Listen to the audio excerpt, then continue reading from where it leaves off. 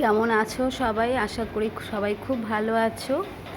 আজকে আমি যে জামাটা পরেছি এই জামাটা আমার দিদি বানিয়ে দিয়েছে।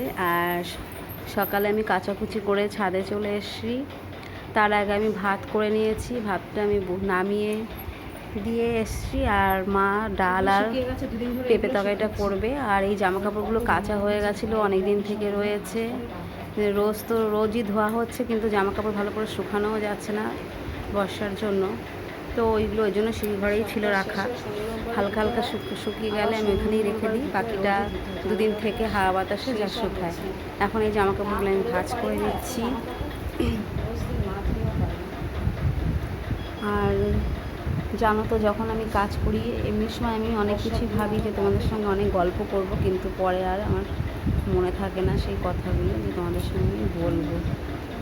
যাই হোক, আজকে ওদের স্কুলে পাঠাতে পারিনি, ওদের গাড়ি খারাপ হয়ে গেছিলো ওই জন্য।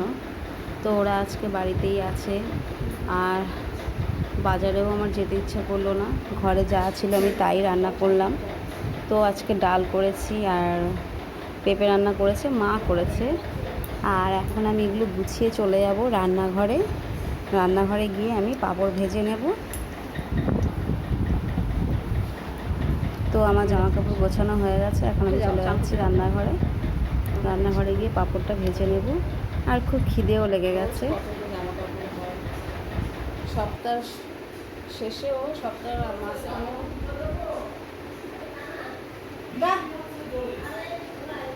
থাক, চলে আয়।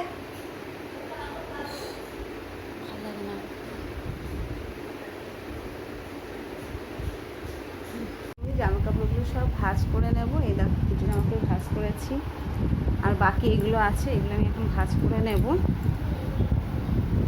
দেখো, রোজ এত ধুতে হচ্ছে, ধোয়া কাটা। এগুলো ওদের স্কুলের পিটির ড্রেস, আর এই যে আমার শাড়ি, আর এই বালিশের ওয়ারটোয়ার, আর এইগুলো আমার জামা কাপড়। এইগুলো আমরা অন্য জায়গায় রেখে দেব।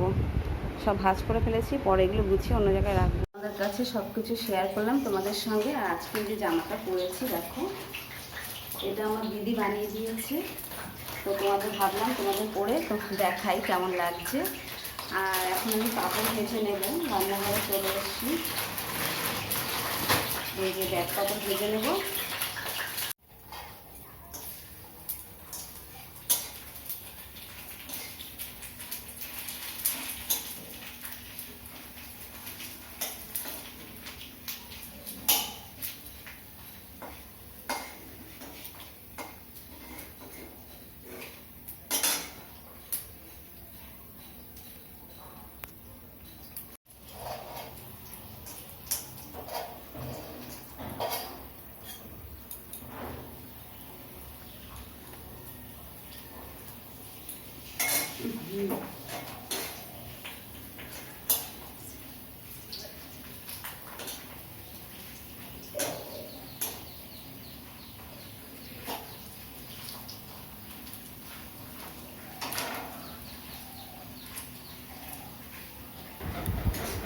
তো আজকে চান টান করার আগে আমি ভাত বসিয়ে রেখে গেছিলাম।